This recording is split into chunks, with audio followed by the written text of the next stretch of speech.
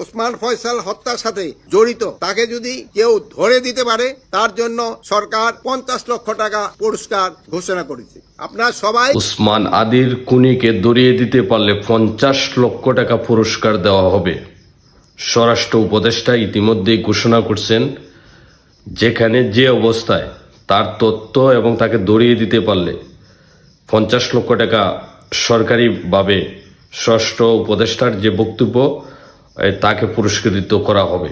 তাদের তথ্য দিয়ে স্বরাষ্ট্র উপদেষ্টার বক্তব্য অনুসারে সহযোগিতা করার দৃষ্টি আকর্ষণ করছেন এবং যারা জুলাই যোদ্ধার যারা মোটামুটি যারা পরিচিত মুখ তাদেরকে স্বরাষ্ট্র মন্ত্রণালয়ের পক্ষ থেকে তাদেরকে সিকিউরিটি দেওয়া হবে এবং তাদের নিরাপত্তার জন্য কাজ করবে। ইতিমধ্যেই ব্রিফিং চলতেছে এবং এই ব্রিফিংয়ে এই তথ্যগুলো উঠে আসছে।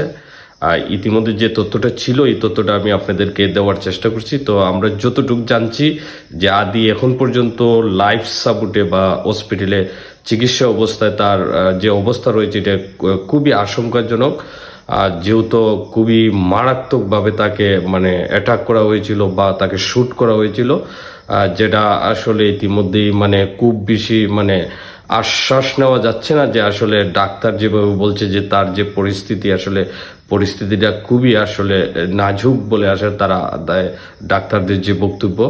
তো স্বরাষ্ট্র উপদেষ্টা যিনি বলছেন যে যে ধর্মেরই যে অবস্থানে আছেন সবাই যেন এই আদির জন্য যেন সবাই যেন দোয়া করে।